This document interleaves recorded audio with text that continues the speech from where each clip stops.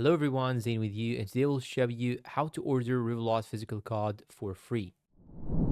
Okay, the first thing that you should do is to simply go and open the Revolut application on your phone. And once you go to home, here you can find on the top right side the card icon. Just click on it. And here you have this option. Simply click on add new.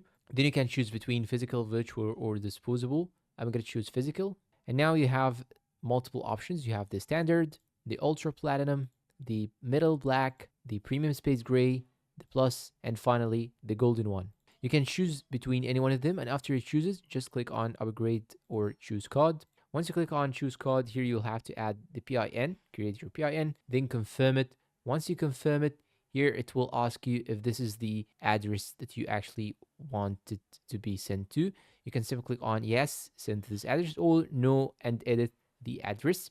And then they will ask for a confirmation for your address. You can verify it, then click on use this address. And after that, here you can see the confirmation of your payment. And if you have chosen any other card rather than the gold one, it will be most probably for free. And if you want to change the payment method, you can simply click on change and choose the payment method that you want actually to use in order to pay for this card.